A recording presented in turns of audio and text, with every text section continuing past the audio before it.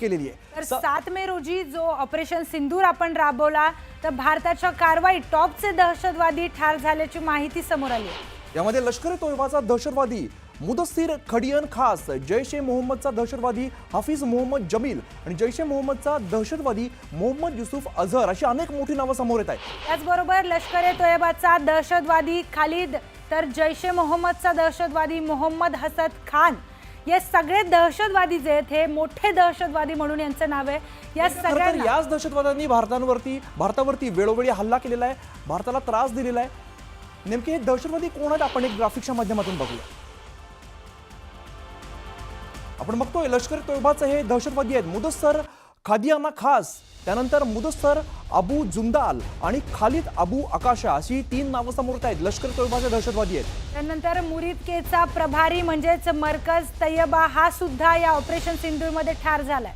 आपण पुढे बघूया, संघटना आहे जैश-ए-मोहम्मद, या संघटनेचे पुढचे दहशतवादी आहेत हाफिज मोहम्मद जमील, त्यानंतर मोहम्मद हसन खान, मोहम्मद सलीम, त्यानंतर मोहम्मद युसुफ अझहर आणि उस्तरीज मॉडस्लीम आणि घोसी अशी हे सगळी दहशतवाद्यांची नावं समोर येत आहेत। तर ऑपरेशन सिंदूरमध्ये अनेक दहशतवाद्यांचा खात्मा भारताने केला होता आणि त्यातीलच काही नावं आपण आता बघितली।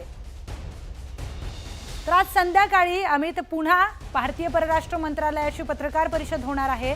संध्याकाळी 6 वाजता ही पत्रकार परिषद होईल आणि त्यामध्ये भारताच्या पाकिस्तानवरील कारवाई संदर्भात जी माहिती आहे ती देण्यात येईल। अगदीच, आणि आजच्या या दिवसभरातील दुसरी पत्रकार परिषद आहे, त्यामुळे या पत्रकार परिषदेला मोठं महत्त्व प्राप्त झालंय। या पत्रकार परिषदेमध्ये कोणते नेमके खुलासे होतात हे पाहणं सुद्धा तितकंच महत्त्वाचं आहे। म्हणजे पाकिस्तानला चोख प्रत्युत्तर आपण देतोच आहोत, पण त्याचे सगळे डिटेल्स जे आहेत ते आता आपल्या समोर येणार आहेत, कारण आजच्या दिवसभरातली ही दुसरी पत्रकार परिषद आहे। तर या पत्रकार परिषदेत व्योमिका सिंग, कर्नल सोफिया कुरेशी आणि विक्रम मिस्त्री हे उपस्थित असतील आणि या संदर्भातील सगळी माहिती म्हणजे जे काही हल्ले पाकिस्तानने भारतावर केलेत आणि भारताने जे चोख प्रत्युत्तर दिलेलं आहे या सगळ्यांची माहिती या पत्रकार परिषदेत ते देतील।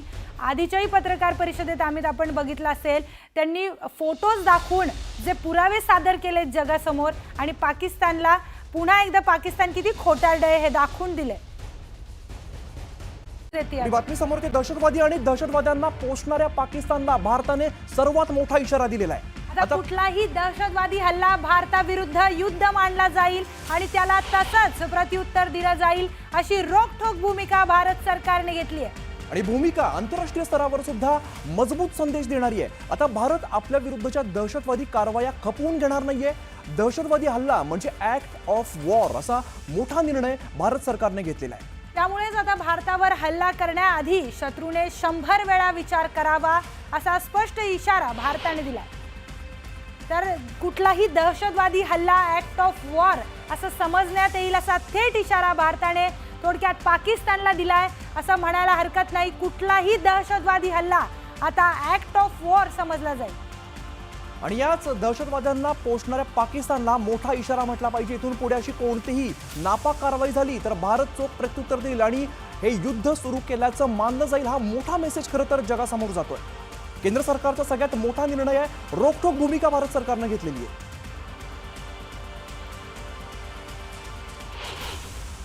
कर्नल काकतीकर, काय सांगाल, अतिशय केंद्र सरकारचा मोठा निर्णय म्हणावा लागेल, ऍक्ट ऑफ वॉर, जर दहशतवादी हल्ला झाला तर ऍक्ट ऑफ वॉर मानलं जाईल।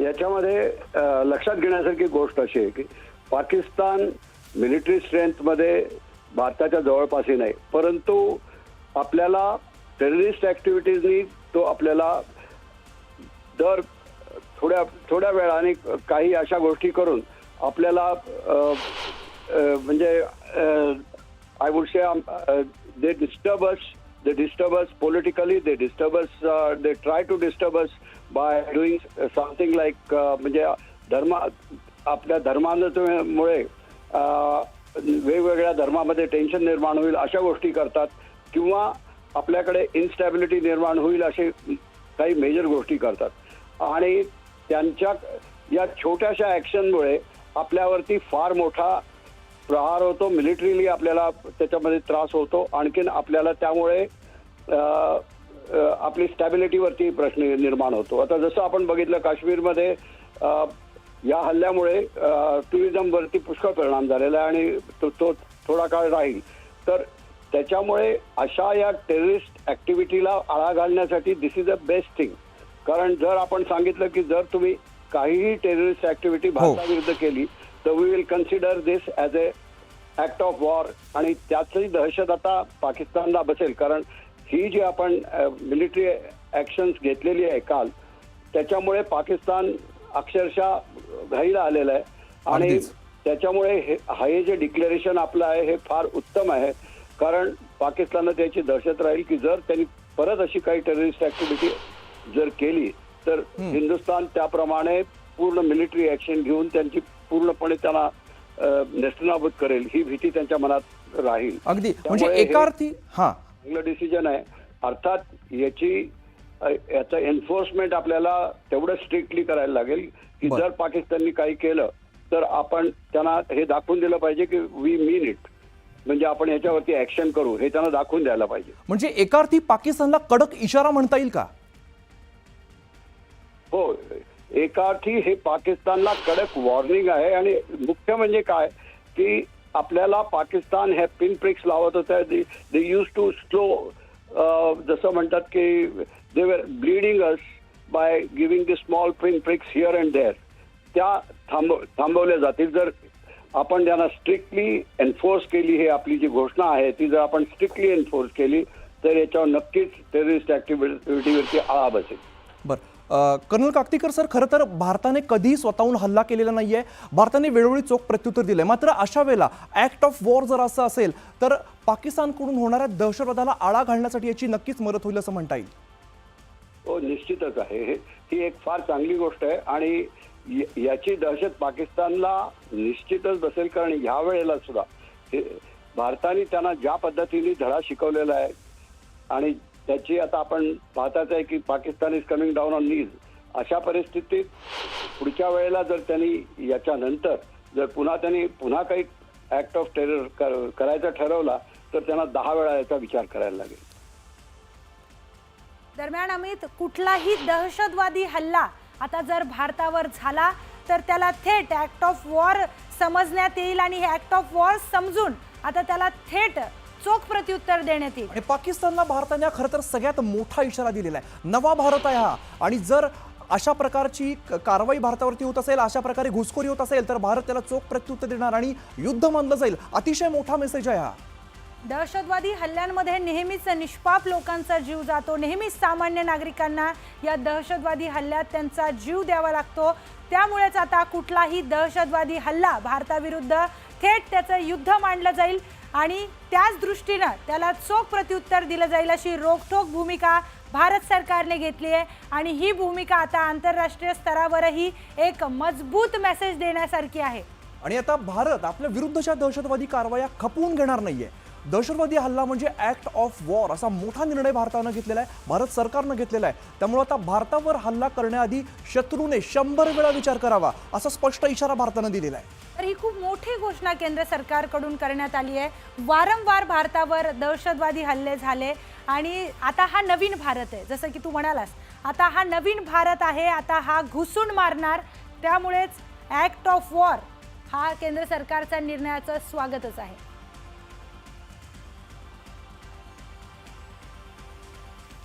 दरम्यान चंदीगडमध्ये स्फोटकं जी सापडली ती नष्ट करण्यात आलेली आहेत. पाकिस्तानचे हल्ले भारताने हाणून पाडलेले आहेत.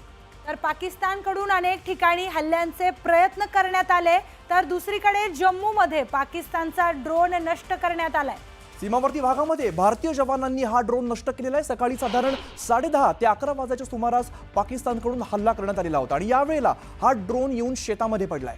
सुदैवानं शेतामधलं पीक काढण्यात आलं होतं, त्यामुळे शेतकऱ्यांचं कुठलंही नुकसान या हल्ल्यात झालं नाही. मात्र पाकिस्तानकडून वारंवार होणाऱ्या गोळीबारामुळे नागरिकांमध्ये आता भीतीचं एक वातावरण पसरलंय. प्रियंका, हीच ती 2 दृश्य आहेत ज्यामध्ये आपण चंदीगडमधली काही दृश्य बघतोय. पाकिस्तानची स्फोटकं होती ती पूर्णपणे नष्ट करण्यात आलेली आहे. तर दुसरीकडे आपण बघतोय जम्मूमध्ये सुद्धा हल्ल्याचा प्रयत्न करण्यात आला आणि दोन्ही हल्ले खरं तर जो पाकिस्तानचा ड्रोन हल्ला होता जम्मूमधला तो सुद्धा आपण नष्ट केलेला आहे. हे दोन्ही हल्ले आपण परतवून लावलेले आहेत. तर युद्ध परिस्थितीत सर्वसामान्यांना लक्ष्य करणं हे सगळ्यात चुकीचं पाऊल पाकिस्तानकडून उचलण्यात आलंय. चंदीगडमध्ये आपण दृश्य बघतोय, पाकिस्तानची स्फोटकं नष्ट करण्यात आली आणि त्याचबरोबर जम्मूमध्ये देखील पाकिस्तानने जो हल्ला करण्याचा प्रयत्न केलाय तो देखील भारतीय लष्करानं उधळून लावलाय. वारंवार अमित पाकिस्तान नागरी वस्त्यांना टार्गेट करतोय. आणि अगदी आपल्यासारख्या सर्वसामान्य माणसांची घरं असतात आणि शेती असते आणि अशा ठिकाणी पाकिस्तान वारंवार हल्ला करताना दिसतंय. 10:30-11 के बीच पाकिस्तान की तरफ से उड़ता हुआ आया. हो सकता है इसको पहले ही डिफ्यूज कर दिया होगा. उसके बाद आसपास से गिरते गिरते गिरते जहाँ ये आके खेत में गिर गया. तो पाकिस्तान से बार बार फायरिंग हो रही है यहाँ हाँ, पे। फायरिंग भी हो रही है. यहाँ क्या लगता है कि पाकिस्तान को जो ड्रोन गिराया गया है ये आर्मी वालों ने इसको गिराया. तर आपल्यासोबत प्रशांत इल्ला रामदास आमचे प्रतिनिधी आहेत. प्रशांत, आपण बघतो चंदीगडमधला सापडलेली स्फोटकं असतील किंवा अगदी जम्मूमध्ये सापडलेला ड्रोन असेल, हे सगळं आपण नष्ट केलेलं आहे. काय माहिती आहे या संदर्भात? बरोबर. खास करून जर बघितलं, पाकिस्तानने जे ड्रोन पाठवले होते आणि खास करून चंदीगड असो, जम्मू असो, या सगळ्या भागांमध्ये जे ड्रोनच्या माध्यमातून भारतामध्ये त्यांनी प्रवेश केला होता, अशा स्फोटकासह आणि काही स्फोटकाशिवाय अशा सगळ्या ड्रोनना भारतीय लष्कराने नष्ट केलेलं आहे. ज्या पद्धतीनं माहिती मिळते की साधारणतः ज्या पद्धतीने माहिती मिळते, चंदीगडमध्ये हे सगळे चंदीगडमध्ये जितकेही ड्रोन आले होते, अमृतसर असो, चंदीगडमध्ये, या सगळ्यांना एकत्र करण्यात आलं आणि त्यांना एकत्रितपणे त्यांना नष्ट करण्यात आलेलं आहे. जम्मूमध्ये देखील त्याच पद्धतीने सर्व ड्रोन एकत्र करून नष्ट करण्यात आल्याची माहिती पुढे आली आहे. भारतीय लष्कराच्या कारवाई करण्यात आली, कारण की या ड्रोनच्या माध्यमातून कधीही अचानक हे स्फोट त्याच्यात होऊ शकतो. त्यामुळे त्यांना नष्ट करून एक प्रकारे त्यांना बेचिराग करण्याचा प्रयत्न केला आहे. ज्या पद्धतीनं पाकिस्ताननी हे सगळे ड्रोन पाठवले होते आणि हे सगळे स्फोटकं पाठवले होते, याचा अर्थ असा होता की पाकिस्तानच्या माध्यमातून जे हल्ले करण्याचा प्रयत्न होते, सगळे हल्ले भारतीय लष्कराने निष्प्रभ केलेत. पण आता ड्रोन देखील नष्ट करून एक प्रकारे संपूर्ण ज्या पद्धतीनं धोका होण्याची शक्यता, त्याचा धोका परतवलेला आहे. प्रशांत, धन्यवाद या सगळ्या सविस्तर माहितीसाठी.